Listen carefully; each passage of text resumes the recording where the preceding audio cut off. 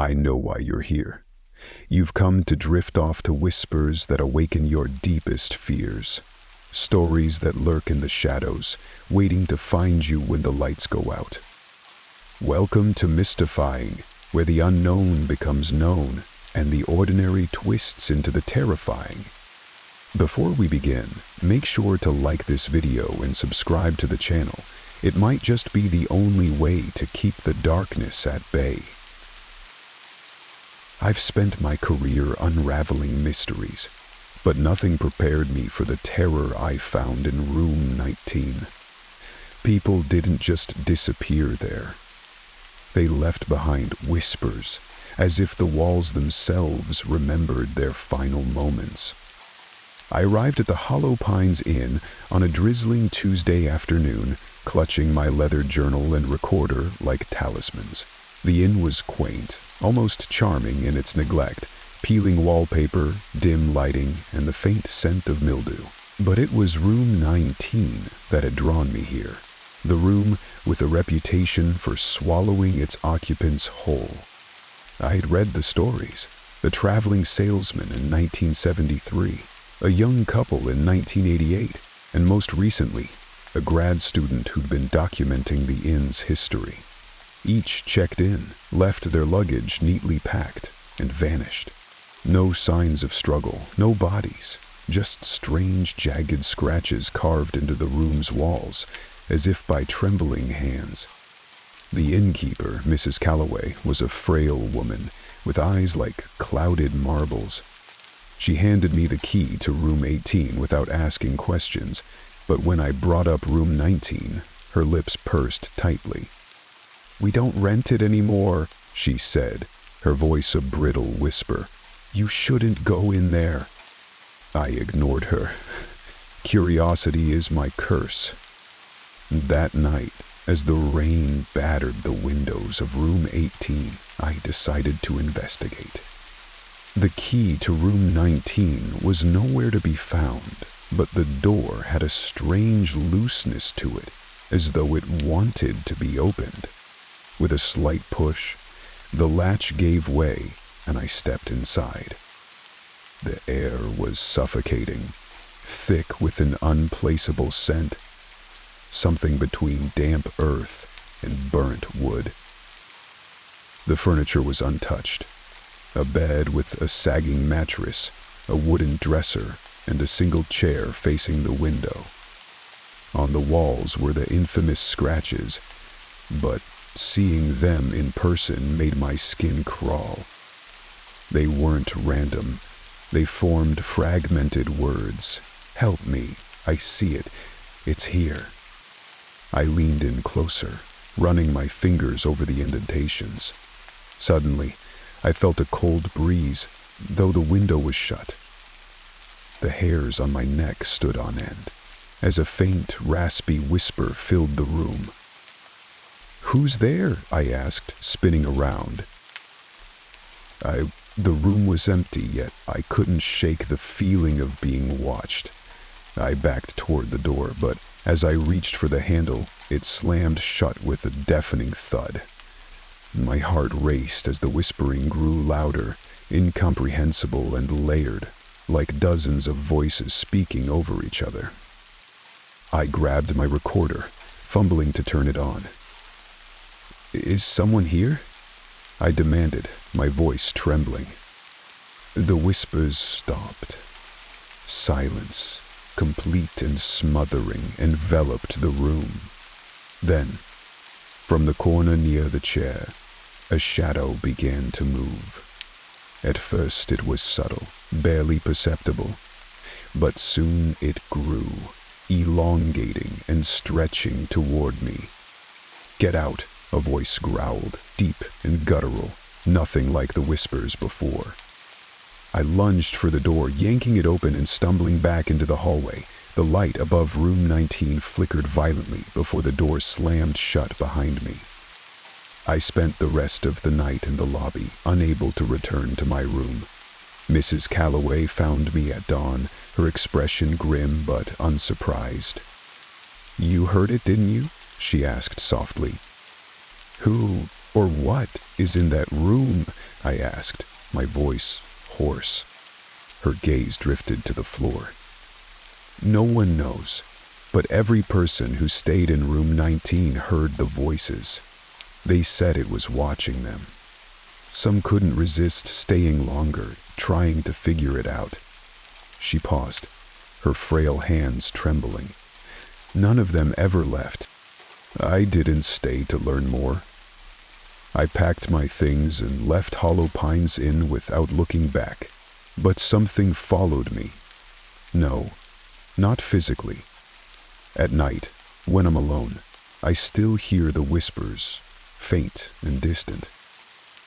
And every now and then I catch a glimpse of a shadow stretching across my walls, even when there's no light to cast it. I didn't believe in curses until I saw the clock strike midnight and a man disappear. What haunts me isn't just that he vanished. It's what I saw in the reflection of the clock's glass just before it happened. The clock arrived at our town's antique shop under mysterious circumstances.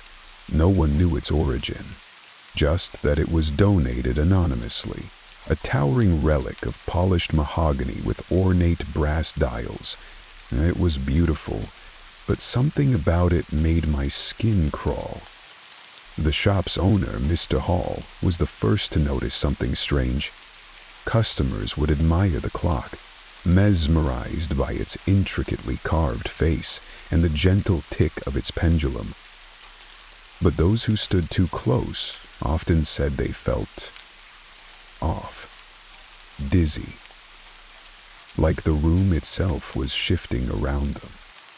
Then the disappearances began. At first, it seemed coincidental. A woman who'd been seen browsing the shop one afternoon was reported missing by nightfall. A man who stopped in to repair a watch vanished a week later. Each case had no witnesses, no evidence, just silence. I'm not a detective. I run a blog on unsolved mysteries. So when rumors about the clock started swirling, I knew I had to see it for myself. Mr. Hall was reluctant to let me investigate. It's just a clock, he insisted, though his bloodshot eyes and trembling hands betrayed his fear. That night I convinced him to let me stay in the shop after hours. I wanted to observe the clock in complete silence, away from the bustle of customers. The shop was eerily quiet as I set up my camera and notebook, its shelves of dusty antiques casting long, jagged shadows under the flickering fluorescent light. I sat in front of the clock, its pendulum swinging hypnotically. Midnight was approaching, and with each passing tick, I felt the air grow heavier, colder. When the clock's hands aligned at 12, the shop plunged into complete silence. Even the hum of the fluorescent lights seemed to vanish. And then I heard it. A faint metallic whirring sound, like gears grinding deep within the clock's mechanisms. The polished glass of the clock face rippled, as though it were water. I leaned closer, mesmerized, and caught a glimpse of something moving behind the glass. Something that shouldn't have been there. The reflection wasn't mine. It was a shadow, vaguely human but wrong. Its limbs were too long, its face an unreadable blur.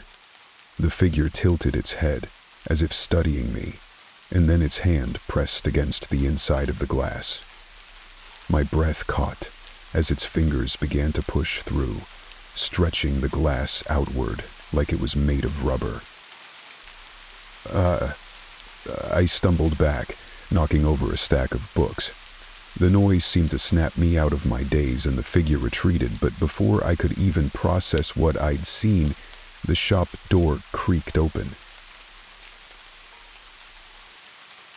It was Mr. Hall. I heard something. What's going on? He asked, stepping toward the clock. No! I shouted, but it was too late. The clock struck midnight again, and the shop was filled with a deafening chime. I'll never forget what happened next. The glass face of the clock shattered outward, and a pair of shadowy arms reached out, grabbing Mr. Hall. He screamed as the shadows pulled him inside, his body vanishing into the swirling void within the clock. And then, silence. The clock's glass repaired itself in an instant as though nothing had happened. The pendulum resumed its steady ticking. Mr. Hall was gone. The police didn't believe me, of course. They dismissed Mr. Hall's disappearance as another unsolved case in a long line of mysteries. But I know what I saw. The clock was removed from the shop shortly after. No one knows where it went, but I still dream about it. Sometimes I hear its chime in the middle of the night, even though it's nowhere near me. And when I catch my reflection in mirrors, I swear I see something moving behind me, something waiting for its next strike. The first time I saw the lights, I thought they were beautiful. The second time, I realized they weren't just floating aimlessly. They were following me. It started as a local curiosity, the kind of story that gets passed around campfires and small-town diners. People in Ridgeway spoke of glowing orbs that appeared in the woods after dark, soft, bluish-green lights that floated silently between the trees. At first, no one thought much of it. Some called it swamp gas. Others said it was fireflies. But then the disappearances began. Hikers, campers, even locals who wandered too deep into the woods after dark, gone without a trace. Their last sightings always came with the same eerie detail, the glowing lights. I didn't believe it. I thought it was just a mix of urban legend and small-town paranoia. As a freelance journalist, I'd covered plenty of strange stories, and this one felt like an easy assignment. A few interviews, some spooky photos, and I'd move on to the next job. But Ridgeway wasn't like other places. I arrived in town just before sunset. The locals were kind enough, but there was a tension in their politeness, as if they were all keeping the same secret. When I asked about the lights, most avoided the question entirely. An elderly man at the diner leaned over and whispered, "If you see them, don't follow them." I laughed nervously, thinking it was just part of the folklore. That night, armed with my flashlight, camera, and notebook, I ventured into the woods. The forest was unnervingly quiet. No rustling leaves, no chirping insects, just the crunch of my boots on the damp earth. After an hour of wandering, I saw them. 3 faint orbs of light hovering a few feet off the ground. They were mesmerizing. The way they glowed was unnatural, almost liquid, as if they were alive. I raised my camera, snapping picture after picture, but the lights didn't appear in any of the photos. I stepped closer, drawn to their eerie beauty, when I noticed something strange. The lights weren't random. They were moving in unison, shifting slowly between the trees. My heart skipped a beat as I realized they were leading me somewhere. "Hello?" I called out, my voice trembling. The lights didn't respond, of course. They simply floated deeper into the forest. Against my better judgment, I followed. After what felt like an eternity, I came to a clearing. The lights hovered in the center, forming a perfect circle above the ground. That's when I saw it.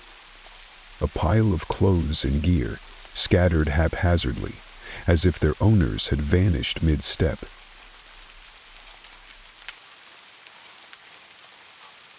I froze, dread creeping up my spine. The lights began to shift again, swirling faster and faster, until they merged into a single blinding glow. And then I heard it, a soft, melodic humming, almost like a lullaby. I should have run, but my legs wouldn't move. The glow grew brighter, enveloping me in its warmth. For a brief moment I felt an overwhelming sense of peace.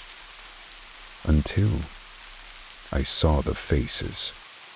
Dozens of them, flickering in and out of the light. Hollow, sunken eyes stared back at me, their mouths frozen in silent screams. These weren't just lights, they were traps. Suddenly, the humming stopped, the lights dimmed, and the forest was silent again. I turned and ran, not stopping until I was back in town. I tried to tell the police, but they didn't believe me. The sheriff just shook his head and muttered, "Another one spooked by the woods." But I know what I saw, and now I can't shake the feeling that the lights aren't done with me.